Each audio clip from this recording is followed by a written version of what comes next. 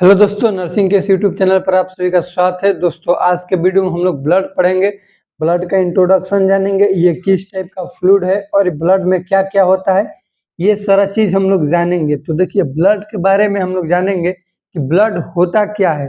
तो यहाँ पे लिखे हैं कि blood is a liquid connective tissue. जब हम टिश्यू बता रहे थे कनेक्टिव टिश्यू, उसमें इसका एग्जाम्पल दिए थे कि ब्लड क्या हम लोग का कनेक्टिव टिश्यू है। कनेक्टिव टिश्यू किसको कहेंगे? वैसा टिश्यू जो हम लोग के सारा बॉडी ऑर्गन को एक दूसरे के साथ जोड़ के रखता है, उसको हम लोग कनेक्टिव टिश्यू कहते हैं। इसको हम बता दिए थे, इसलिए ज्यादा ध्यान इस पर नहीं देना है। इसके बाद it is the IVF, intravascular fluid. देखो यहाँ पर ऐसे अब हम लोग का टॉपिक एकदम अच्छे से स्टार्ट होगा। ब्लड क्या है? Intravascular fluid. इंट्रावास्कुलर फ्लूइड कहने का मतलब कि हम लोग का जो ब्लड होता है, यहाँ पे ध्यान दो, ये जो ब्लड है, ब्लड होता कहाँ है? तो वेसल्स के अंदर होता है। ब्लड कहाँ होता है? ब्लड वेसल्स के अंदर होता है। या ब्लड वेसल्स दो टाइप्स के होते हैं, आर्टरी हो या फिर वेन हो, उसके अंदर होता है। इसलिए इसको हम लोग क्या कहें?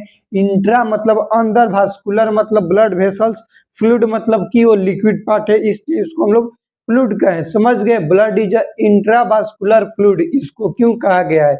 Blood is a intravascular fluid इसलिए कहा गया है क्योंकि ब्लड जो होता है ब्लड वेसल्स के अंदर होता है। कहाँ होता है? अंदर, इनर। इसलिए इसको हम लोग क्या कहें? Intravascular fluid. लेकिन इंट्रावास्कुलर फ्लूइड है, होता कहाँ पे है? तो सेल के बाहर होता है, सेल के अंदर नहीं।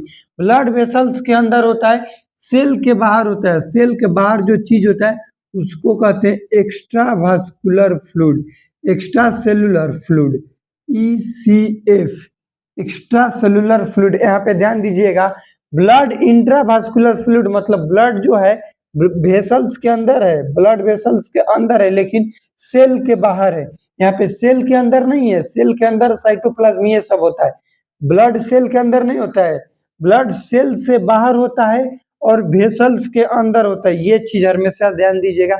यहाँ पे डाउट आता है कि ब्लड कहाँ होता है, तो ब्लड ब्लड वेसल्स के अंदर होता है और सेल के बाहर होता है। ठीक, अगला पॉइंट लिखे हैं कि 7 से 8% टोटल बॉडी वेट का होता है। 7 से 8% टोटल बॉडी वेट का होता है। ये कैसे होता है, ये हम अगले वाले वीडियो में बताएंगे कैलकुलेशन करके कि 7 से 8% आखिर आया कहाँ से, कैसे होता है। देखो, हम लोग के शरीर में 60% टोटल बॉडी फ्लूइड होता है। कितना फ्लूइड होता है? 60%, जिसमें तो 40% क्या हो जाएगा? ICF मतलब इंट्रासेलुलर फ्लूइड, और 20% हो जाएगा, 20% एक्स्ट्रा सेलुलर फ्लूइड। इसको हम लोग कैलकुलेशन करके सारा चीज लाएंगे तो उसमें से 7 से 8% आ जाएगा, जो कि हम अगले वाले वीडियो में बताएंगे। अगला है ब्लड का पीएच मान कितना होता है, तो 7.35 से 7.45, स्लाइटली एल्कलाइन। इसका कहीं कहीं दिया रहता है 7.4, डायरेक्ट दिया रहता है 7.4। ये भी सही है, ये भी सही है, ये एवरेज में है। यदि कोई एग्जैक्ट पूछे ब्लड का पीएच मान तो 7.35 से 7.45। ब्लड कैसा होता है? तो स्लाइटली एल्कलाइन होता है। एल्कलाइन और स्लाइटली एल्कलाइन में अंतर होता है, मतलब हल्का क्षारीय होता है। यहाँ पे वही बात लिखे, ECF एक्स्ट्रा सेलुलर फ्लूइड होता है। ठीक, यहाँ तक इंट्रोडक्शन था हम लोग के ब्लड में कि ब्लड क्या होता है, तो लिक्विड कनेक्टिव टिश्यू होता है।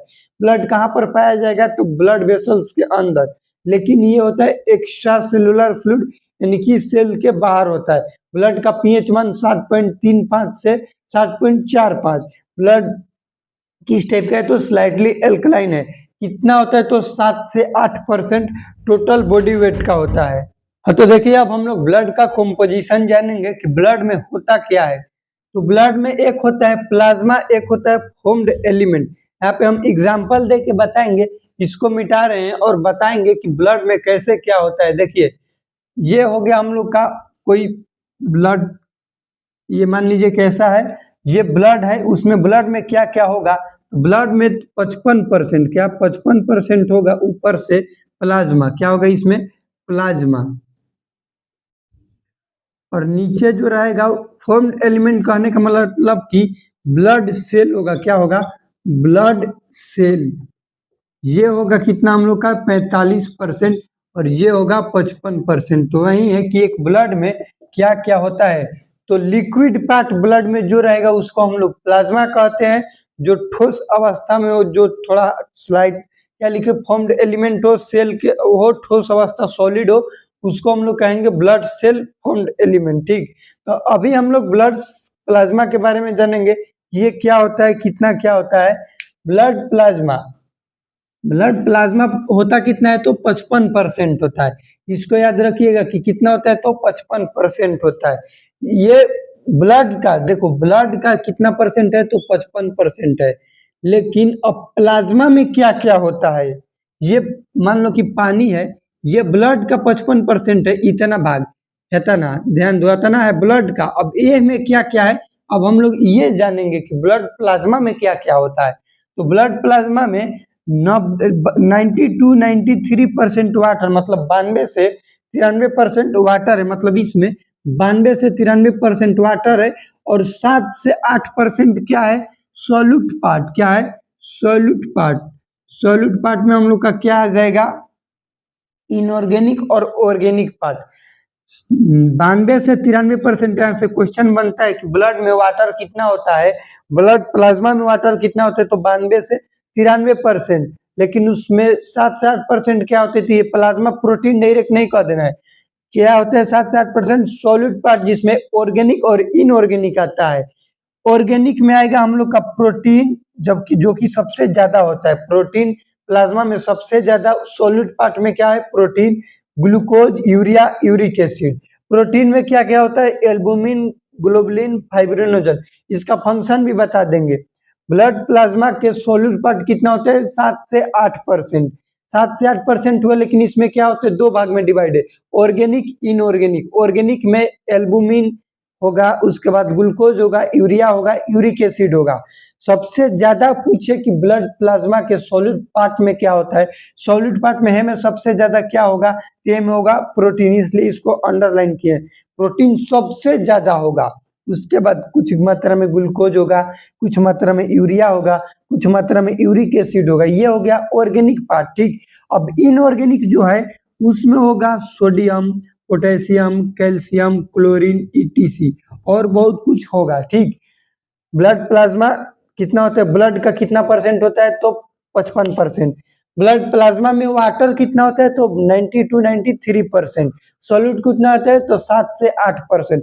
सॉल्यूट का क्या क्या पार्ट है, तो ऑर्गेनिक, इनऑर्गेनिक। ऑर्गेनिक में होता है प्लाज्मा, प्रोटीन, जिसको हम लोग एल्बुमिन, ग्लोबुलिन, फाइब्रिनोजन कहेंगे। उसके बाद कुछ मात्रा में ग्लूकोज होगा, यूरिया होगा, यूरिक एसिड होगा। ये हो गया हम लोग का ऑर्गेनिक। इनऑर्गेनिक में सोडियम, पोटेशियम, कैल्शियम, क्लोरीन, और बहुत सारा जो आयंस होगा, ये सब होगा। ये हम लोग का प्लाज्मा है। अब देखो, प्लाज्मा प्रोटीन जो है ये सबसे ज्यादा होता है। क्या होता है, सबसे ज्यादा 3 प्लाज्मा प्रोटीन होता है, इसका नाम आप लोग याद रखिएगा। फंक्शन हम लोग अगले वाले वीडियो में पढ़ेंगे। Plasma protein, albumin, globulin, fibrinogen. Protein जो एल्बुमिन है, ये अब सबसे ज्यादा प्रोटीन होता है। देखो इसमें कौन कैसे लेवल बढ़ रहा है कि इसमें हाई ज्यादा है, इसमें हाई ज्यादा है, इसमें हाई ज्यादा है, तो यहीं पे सबसे ज्यादा ध्यान देना है। ब्लड में सबसे ज्यादा प्लाज्मा है, जो प्लाज्मा में सबसे ज्यादा क्या है, तो वाटर और सॉलिड पार्ट। तो वाटर को छोड़ दिया, अब सॉलिड पार्ट में सबसे ज्यादा क्या है, तो ऑर्गेनिक का प्रोटीन। कौन सा प्रोटीन है, प्लाज्मा प्रोटीन। प्लाज्मा प्रोटीन में सबसे ज्यादा कौन होता है, तो होता है एल्बुमिन। क्या होता है, एल्बुमिन। तो यहाँ पे सब ध्यान देना, ऐसे ऐसे तीर दे के लिखना। ब्लड में सबसे ज्यादा प्लाज्मा में सबसे ज्यादा वाटर को साइड किए, 7 से 8% सोलूट में क्या है, ऑर्गेनिक, इनऑर्गेनिक। ऐसे याद रखना, सोलूट पार्ट में सबसे ज्यादा कौन होता है, प्लाज्मा प्रोटीन में सबसे ज्यादा कौन होता है, तो होता है एल्बुमिन। उसके बाद ग्लोबुलिन, फाइब्रिनोजन भी होता है। एल्बुमिन का फंक्शन है ऑन्कोटिक प्रेशर का मेंटेन करना। ऑन्कोटिक प्रेशर यहाँ पे थोड़ा सा डिटेल बताएंगे, क्योंकि अगले वाले वीडियो में हम अच्छे से समझाएंगे ऑन्कोटिक प्रेशर कैसे मेंटेन करेगा। ये हम लोग का ब्लड वेसल्स हो गया, ब्लड वेसल्स है यहाँ पे। ब्लड वेसल्स में क्या होगा कि कोई भी फ्लूइड है वो बाहर ना जाए, यानी कि फ्लूइड को मेंटेन करके रखेगा। ये ब्लड वेसल्स है। ब्लड वेसल्स का लाइनिंग होता है। बताओ, ब्लड वेसल्स का लाइनिंग किस सेल से मिलके बना होता है, तो सिंपल स्क्वामस एपिथेलियल टिश्यू का से बनकर मिला हुआ आता है। अब ये ब्लड वेसल्स है तो ओन्कोटिक जो प्रेशर है एल्बुमिन कैसे मेंटेन करेगा, इस फ्लूइड को यहाँ से ब्लड जो सेल है दूगो, यहाँ पे मेम्ब्रेन होता है मतलब खाली जगह होता है जिसको हम लोग कहते हैं सेमी परमिएबल मेम्ब्रेन। यहाँ से क्या होगा कि जो सेल को चाहिए वेसल्स को न्यूट्रिएंट यहीं से अंदर जाएगा, न्यूट्रिएंट अंदर जाएगा तो जब बाहर से अंदर जा सकता है तो अंदर से बाहर भी आने की संभावना है ना। जब बाहर से अंदर जाएगा तो अंदर से बाहर भी आने का संभावना है, लेकिन इसमें जो फ्लूइड है वो एल्बुमिन क्या करेगा, इसमें होल्ड करके रखेगा, चाप के रखेगा, जितना भी फ्लूइड है सबको अपने साथ जोड़ के रखेगा। इतना समझो कि एल्बुमिन प्रोटीन जो है वो ब्लड वेसल्स के अंदर फ्लूइड जो है उसको होल्ड करके रखता है, अपने अंदर कंट्रोल करके रखता है ताकि फ्लूइड बाहर ना आए। कोई पूछेगा व्हाट इज ओन्कोटिक प्रेशर, तो इसका जवाब होगा ओन्कोटिक प्रेशर मेंटेन होता है एल्बुमिन द्वारा, जिसका काम होता है ब्लड वेसल्स के अंदर उपस्थित प्रोटीन जो फ्लूइड है उसको मेंटेन करके रखता है, होल्ड करके रखता है ताकि बाहर ना आए, सेमी परमिएबल मेम्ब्रेन के द्वारा बाहर नहीं आए, उसको हम लोग कहते हैं ओन्कोटिक प्रेशर। तो ये हम लोग का था ब्लड और प्लाज्मा। अगले वाले वीडियो में हम लोग पढ़ेंगे डिटेल में इसका फंक्शन, एल्बुमिन ग्लोबुलिन फाइब्रिनोजन का फंक्शन, ब्लड सेल क्या होते हैं, आरबीसी डब्ल्यूबीसी प्लेटलेट्स के बारे में पढ़ेंगे, उतना डिटेल हो जाएगा, उसके बाद हम लोग आगे बढ़ेंगे। इस वीडियो में इतना ही। वीडियो से कुछ सीखेंगे तो प्लीज वीडियो को लाइक कीजिएगा, चैनल पर नए तो चैनल को सब्सक्राइब कीजिएगा। मिलते हैं अगले वीडियो में, तब तक के लिए जय हिंद, वंदे मातरम।